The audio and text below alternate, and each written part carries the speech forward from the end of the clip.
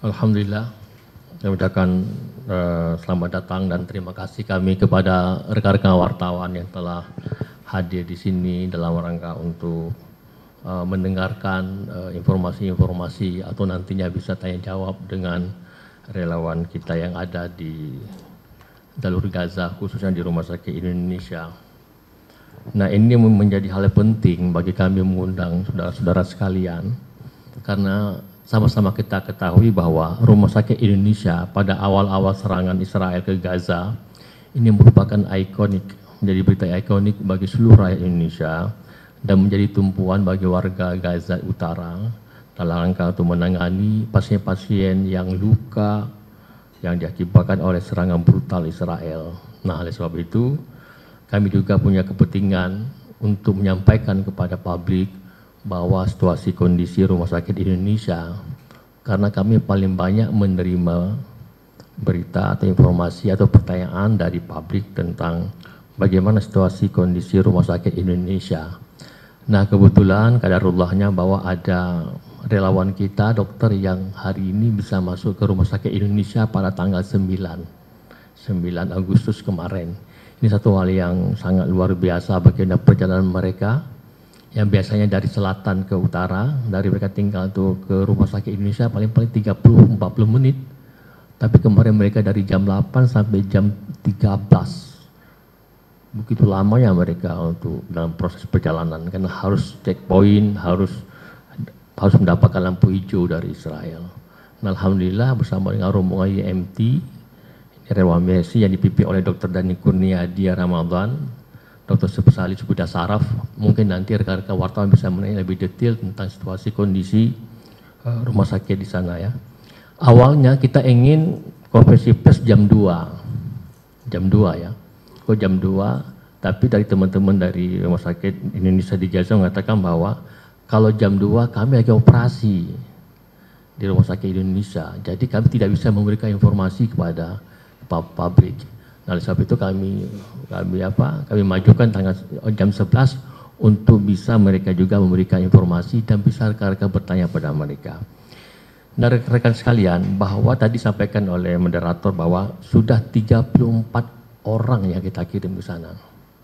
Ini merupakan komitmen kuat kami, Mercy, untuk terus membantu menangani korban-korban, terutama korban-korban luka yang diakibatkan oleh serangan Israel.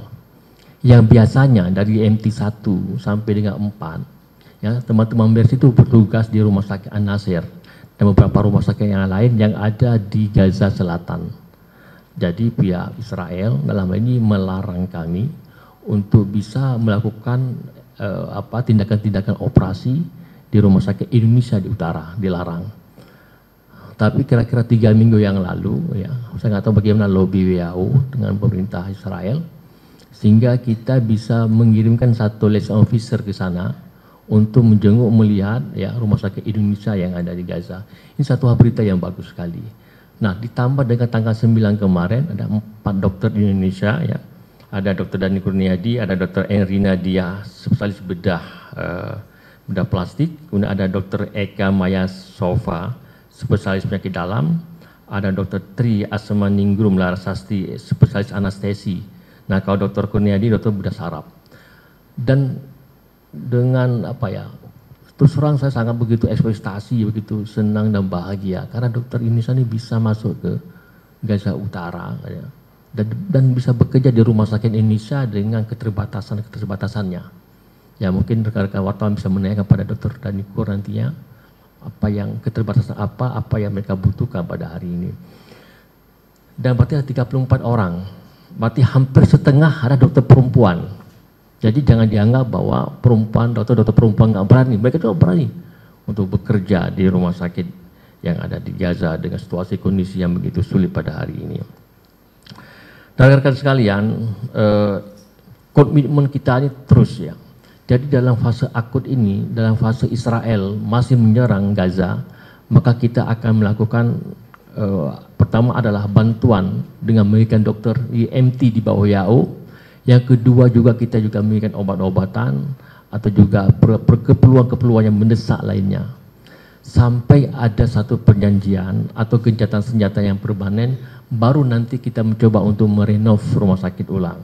Itu merupakan keinginan dan cita-cita besar kami semuanya, dan kita juga minta doa kepada seluruh rakyat Indonesia agar kita diberikan satu kekuatan, satu komitmen, satu semangat yang sama untuk kita membangun Gaza secara bersama.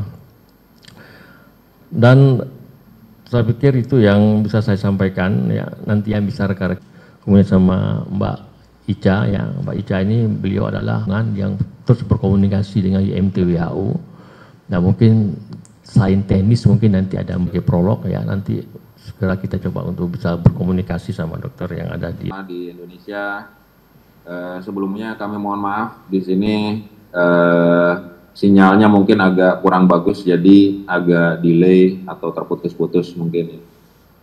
Baik, kami coba sampaikan secara singkat. Jadi saya Dr. Dhani Kurniadi, spesialis bedah saraf sebagai kepala tim, dan ini ada Mbak Marisa sebagai liaison officer dengan WHO dan NGO-NGO lainnya. Kami berusaha memberikan sedikit gambaran tentang situasi yang ada di Rumah Sakit Indonesia. Adapun kami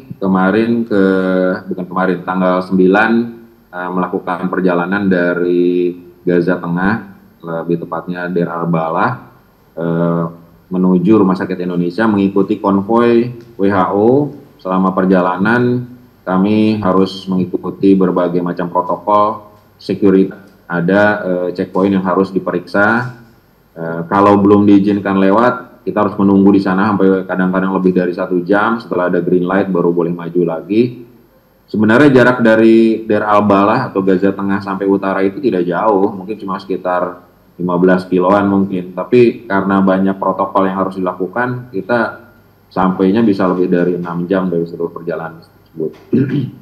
Terus kita ke Rumah Sakit Al-Ahli. Di sana Al-Ahli kita berpisah dengan rombongan WHO, kemudian kita pindah kendaraan ambulans. Dengan kendaraan ambulans itu kita menuju Rumah Sakit Indonesia. Alhamdulillah kita tiba di Rumah Sakit Indonesia lebih kurang jam 16 sore lah, lebih kurang.